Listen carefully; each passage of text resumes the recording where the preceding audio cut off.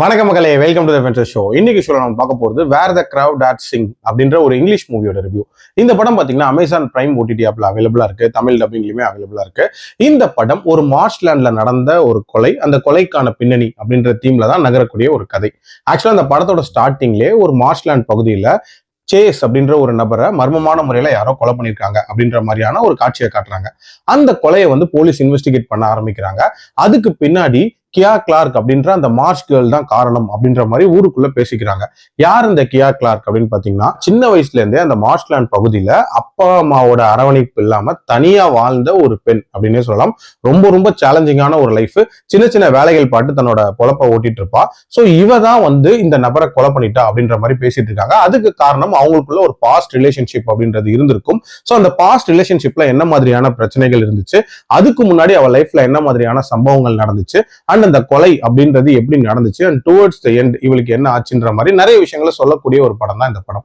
எனக்கு இந்த படத்துல பிடிச்ச விஷயம் அப்படின்றது, ஒரு மார்ஷ்லாண்டோட லைஃப்ல என்ன மாதிரியான சேலஞ்சஸ் இருக்கும் அப்படின்றத ரொம்ப ரொம்ப நீட்டா ஸ்கிரீன்ல கொண்டு வந்திருந்தாங்க அப்படின்னே சொல்லலாம். அந்த மார்ஷ்லாண்ட் பாக்குறதுக்கு ரொம்ப ரொம்ப பசுமையா இருக்கும் அப்படின்னே சொல்லலாம். பட் அங்கதான் வாழணும், அதுவும் தனியாவே வாழணும் ஒரு பொண்ணா அப்படின்னும் போது அதுல என்னென்ன மாதிரியான சேலஞ்சஸ் அந்த பொண்ணு ஃபேஸ் பண்ணிருப்பா அப்படின்றத ரொம்ப ரொம்ப நீட்டாவே காட்டியிருப்பாங்க. அதுலயும் இந்த சொசைட்டியோட அவ மிங்கிள் ஆறுதல இருக்கக்கூடிய சேலஞ்சஸ் அப்படின்றதும் ஒரு சில காட்சிகள் வழியா ரொம்ப நீட்டா கன்வே பண்ணப்பட்டிருக்கும். சோ அங்க இருக்கக்கூடிய அவளுக்கு அந்த லவ் அப்படின்றது இனிஷியலா எப்படி வந்துச்சு, அதுல என்ன மாதிரியான பிரச்சனைகள் இருந்துச்சு, அதுக்கப்புறம் திருப்பி சேஸோட எப்படி அந்த ரிலேஷன்ஷிப் ஏற்பட்டுச்சு அப்படின்ற அந்த போர்ஷன்ஸ் எல்லாமே ரொம்ப நீட்டா காட்டப்பட்டிருக்கும். இதுக்கு பேரலா அந்த மர்டருக்கான இன்வெஸ்டிகேஷன் அப்படின்றதுமே நடக்கும். அந்த இன்வெஸ்டிகேஷனை பொறுத்த வரைக்கும் டுவர்ட்ஸ் தி எண்ட் அந்த ஆர்குமெண்ட் சீன் இருக்கும்ல கோர்ட் ரூம்ல, அந்த சீன் அப்படின்றது ரொம்ப ரொம்ப நீட்டா இருந்துச்சு அப்படின்னு சொல்லுவேன். ஆல்சோ எனக்கு இந்த படத்துல அந்த கிளைமேக்ஸ் முடிச்ச விதம் அப்படின்றதுமே ஒரு நீட்டான முடிவா தான் பாக்குறேன். அண்ட் டியூரேஷன் வைஸ் 2 மணி நேரத்துக்குள்ள முடியக்கூடிய ஒரு படம் தான். பட் இந்த படத்தோட ஒரு முக்கியமான பிரச்சனை என்ன தெரியுமா, இந்த படத்தோட பேஸ் அப்படின்றது கண்டிப்பா இன்னுமே பெட்டரா இருந்திருக்கலாம் அப்படின்ற மாதிரியான ஒரு ஃபீல் தான் கொடுத்துச்சு.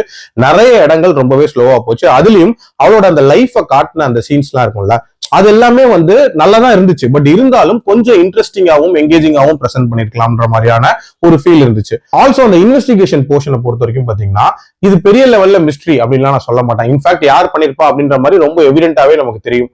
பட் அது எப்படி நடந்துச்சு அப்படின்ற அந்த ஒரு விஷயத்த மட்டும் இன்னும் கொஞ்சம் டீடைலா சொல்லிருக்கலாம் அப்படின்ற மாதிரி தோணுச்சு. ஒரு மாதிரி இன்கம்ப்ளீட்டா தான் விட்டுருப்பாங்க. இது மாதிரி சின்ன சின்ன பிரச்சனைகள் அப்படின்றது இருந்தாலும் கண்டிப்பா ஒன்ஸ் ட்ரை பண்ணி பாக்குற மாதிரியான ஒரு படம் தான். அடல்ட் கண்டென்ட்டை பொறுத்த வரைக்கும் வெரி ஸ்ட்ரிக்ட்லி ஃபார் அடல்ட்ஸ். அதுக்கேற்ற மாதிரி பிளான் பண்ணிக்கோங்க. என்னோட ரேட்டிங் இந்த படத்துக்கு 3 out of 5. மீண்டும் அடுத்த விமர்சனத்தில் சந்திக்கிறேன். நன்றி, வணக்கம்.